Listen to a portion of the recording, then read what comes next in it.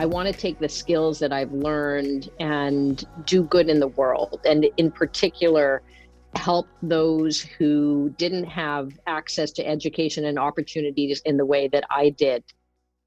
This is Maya Chorengel. For over 2 decades, she's been pioneering the world of impact investing.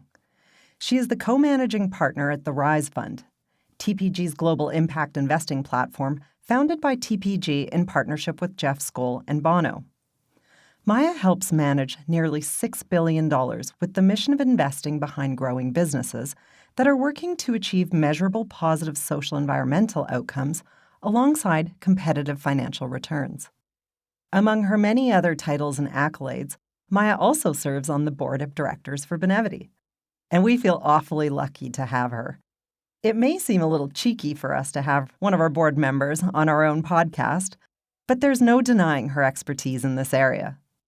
Maya has a unique perspective, but the life lessons that led her here started in a faraway place, a place that's very different than a lot of people in her current position.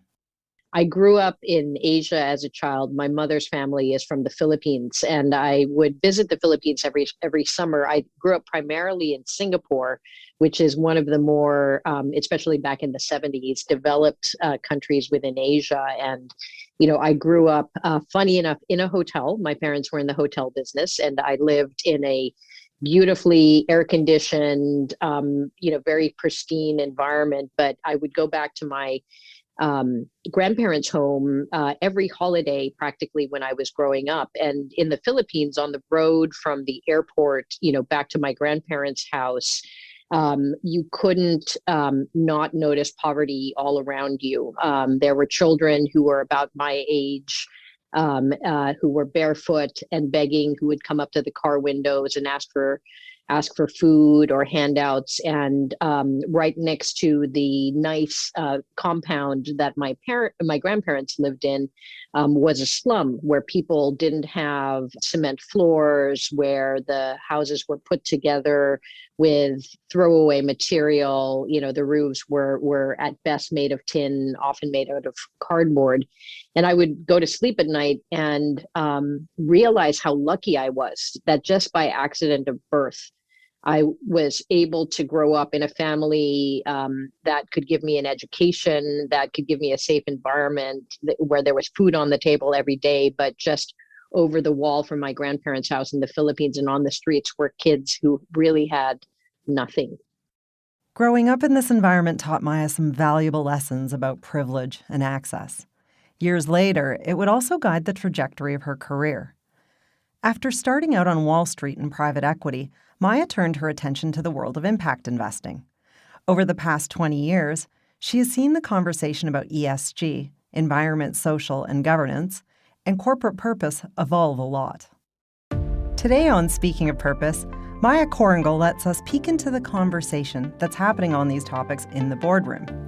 I'm your host, Sona Khosla, and I'm Benevity's Chief Impact Officer. Let's dive in.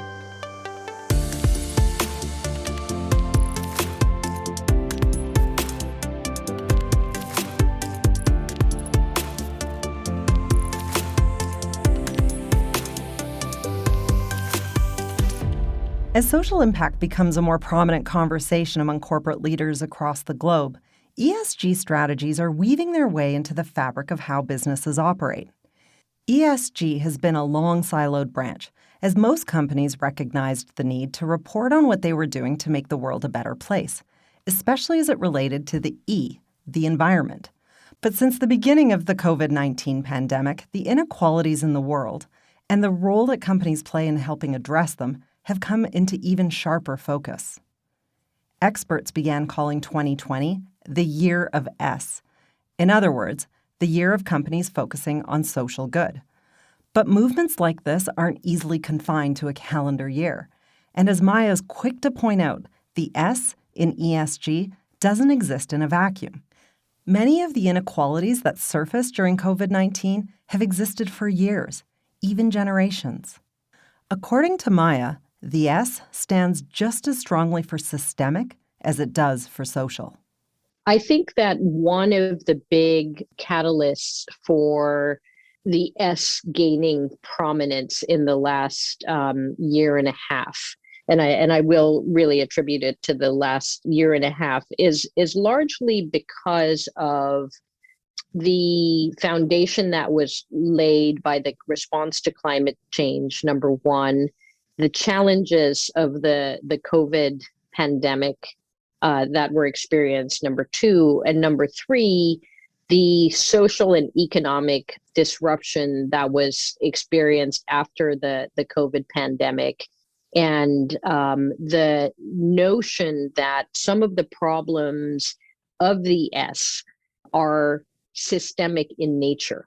So I think that, prior to the current period, the notion of the ills caused by lack of access to good education, lack of access to healthcare, or the unevenness in the quality that is received by different individuals, depending generally on where you are on the income stream. The differential access to job opportunities, again, based on where you came from and what education that you had, and so on and so forth, weren't really understood as systemic issues.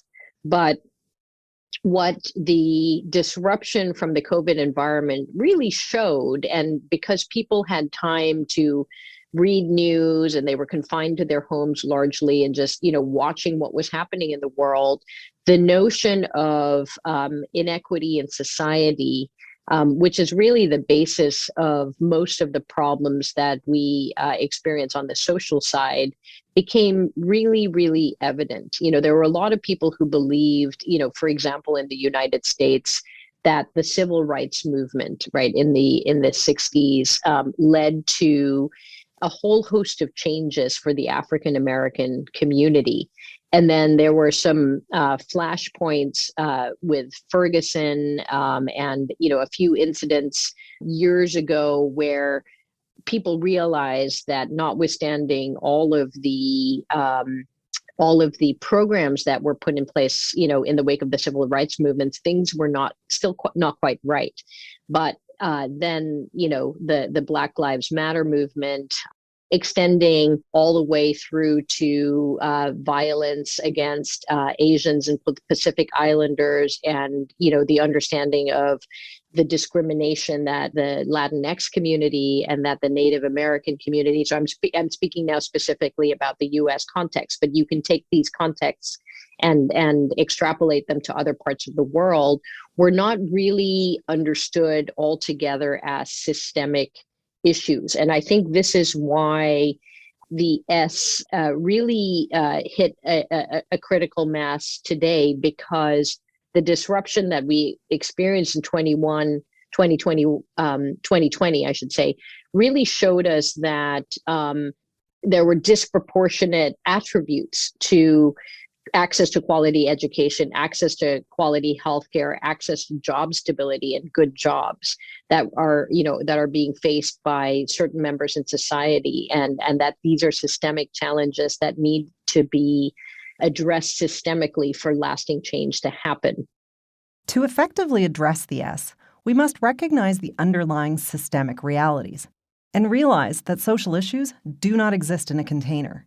In fact, we can learn a lot about addressing social challenges from the way companies have formulated their responses to other issues, like the environment.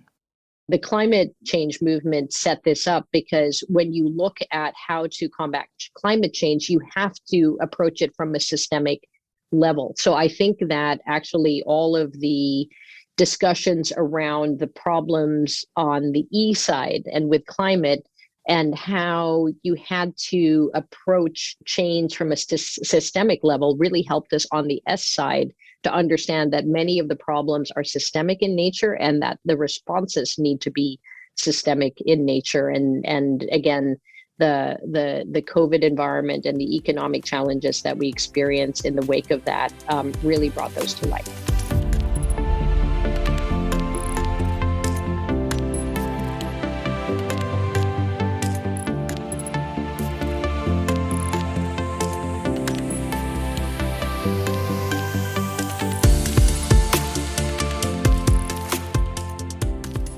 Maya is a veteran of multiple boards of directors for organizations that include Kiva, SEO, and of course, Benevity. Over the course of her career, she's seen boardrooms change dramatically. And as a woman of color, she's been part of that change herself. But she's also borne witness to the changing conversations about corporate purpose and social responsibility, conversations being led by investors, consumers, and employees. The value of purpose in the eyes of these stakeholders is influencing companies to turn commitments into action. Maya says that corporate purpose and ESG are no longer boxes to check off, and no longer purely about the PR benefits either.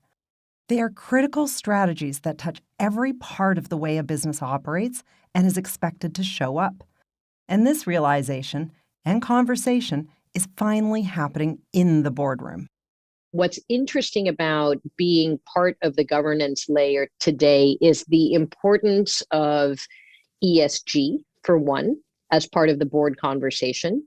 So when I was a student at Harvard Business School, 25 years ago, we were taught, and I'm going to oversimplify a little bit, but we were taught that the real purpose of the company and of the board and of the management was to generate the appropriate / high financial return for our shareholders.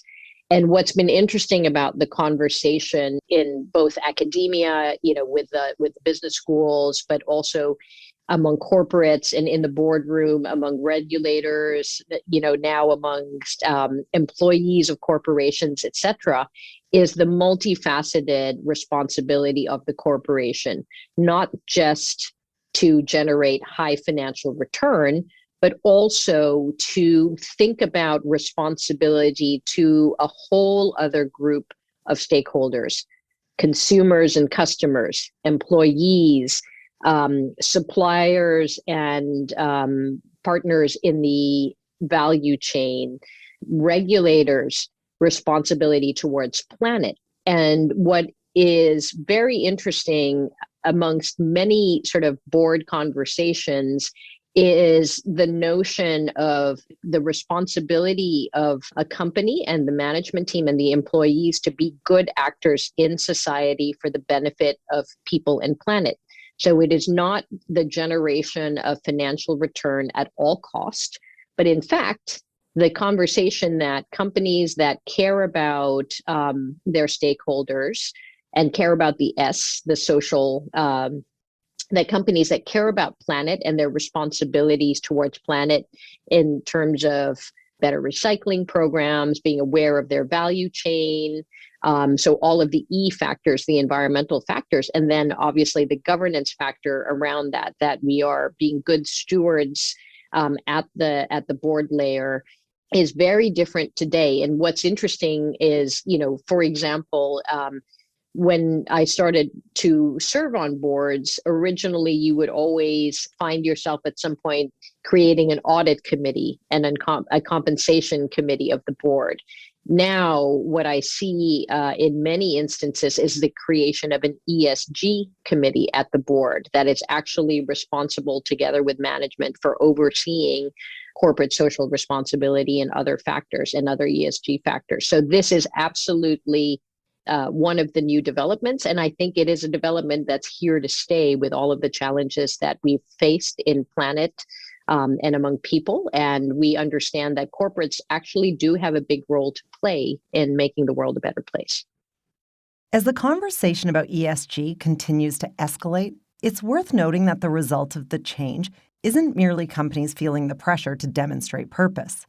There's a shift happening in the demographics of employees all the way to the board level. And it's having a very real impact on the decisions that boards are making when it comes to purpose.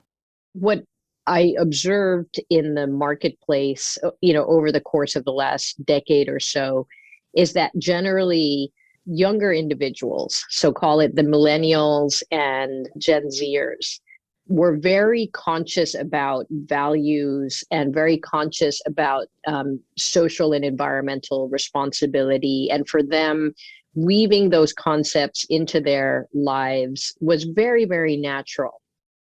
And then at the other extreme, when you would talk to not all, but many older business individuals who were at the point in their lives that they were thinking about legacy, they started to become concerned about social and environmental factors and being good actors in society. And it was the folks in the middle that really weren't thinking about social environmental challenges that were being faced and the role that companies could play. So if you translate that to the boardroom, again, if you have a mix of individuals on the board, you would actually have a little bit more of an open conversation about this. In my case, as an investor, our boards are often filled with investors who are really more concerned about financial and commercial performance. It wasn't a natural part of the conversation. But today, in 2021, it is becoming better understood. It is becoming not only accepted, but expected of a lot of board members because of a lot of factors at play. Number one, we have climate issues that are very difficult to ignore. Then in the wake of the COVID pandemic and the economic disruption that was experienced in early 2021, the social justice movement and the racial justice movement, the issues of equity and access have become much more apparent to individuals. And so it's much more in the conversation and the zeitgeist now generally. And that has led board members to become more receptive to the notion of ESG and thinking about issues other than, the maximization of profit in board conversations. But this is a sea change today from even as recent as 3 to 5 years ago, right? Where it really wasn't a topic of conversation. As purpose continues to change conversations in boardrooms and beyond, there's still a lot of questions about how to authentically implement it. We can look to the people who are doing it well for inspiration. One such leader is Paul Polman, a corporate purpose pioneer. In 2008, when he took over as chairman and CEO of Unilever, he introduced the Unilever Sustainable Living Plan, a strategic path that aimed to grow Unilever's business while improving its social impact and environmental footprint. Part of the plan included scrapping short-term targets. As Maya suggests, this reflects the systemic and sustained nature of the solutions that we need. During his tenure at Unilever, Paul Polman made sustainability and ESG a core tenet for every department, every division. And this was not about sort of checking the box, but this was actually about incorporating practices that would lead to better stewardship of resources, one of the resources being people. And Unilever performed extremely well, financially under his watch. So this is not true of every company and every situation, but if you listen to Paul Polman, he will absolutely put as, a central reason for why Unilever did so well commercially, the fact that it cared about sustainability and incorporated it deeply into every element of its business. Of course, not every company has had the courage to embrace a long-term view. And measuring social impact is a whole other ballgame compared to measuring environmental impact. In fact, one of the main threats to social impact in the corporate context is just how difficult it is to measure the outcomes. When you're measuring environmental initiatives, you can look at greenhouse gas emissions, quality or usage of water, and availability of clean water. But on the social side, how do you measure breaking down barriers to education, better healthcare, better jobs? We're lucky within the RISE Fund that the companies that we are able to partner with have as a core KPI or as a core goal or outcome the creation of environmental or social good. So every single CEO and management team, starting with Sona yourself and, Kelly Schmidt at Benevity, to the leaders of our financial inclusion companies, Noah Kerner at Acorns and Colin Walsh at Varo, to Tom Davidson, who runs EverFi, that helps to incorporate impact as a service to large enterprises to help them fund K through 12 programming, in lower income communities as an expression of social good. All of our CEOs are really doing the right thing and building great and successful businesses at the same time. And I think what is important is to have that impact DNA and that purpose as a core part of the company's mission, but then to marry that with really, really deep execution skills. Because if you can't build a company, if you can't please your customers, if you can't build great product, you're not going to make it. So.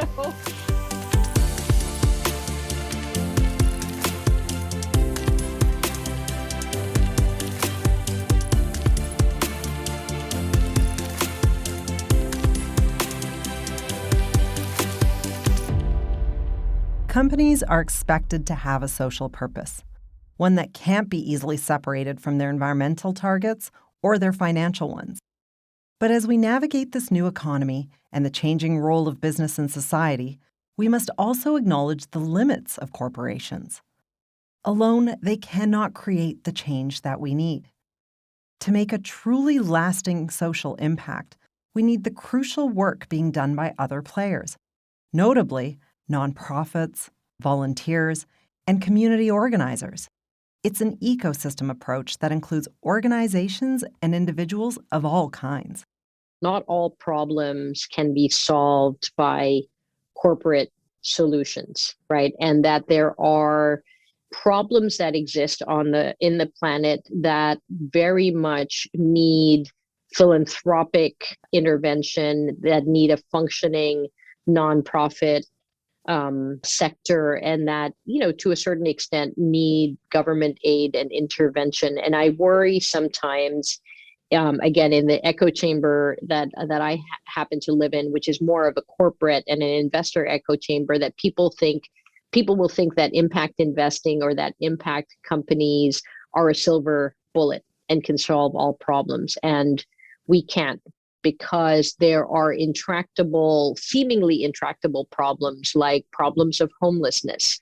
There are problems and challenges with the indigent. If I think about, in the S realm, the problem of refugees and individuals who have to leave their home countries because of persecution or lack of economic opportunity or because of civil war. Those problems are still there. Those communities are still suffering. And many of the problems that they suffer from cannot be addressed by solutions from the corporate world. They have to be met by solutions from the nonprofit world.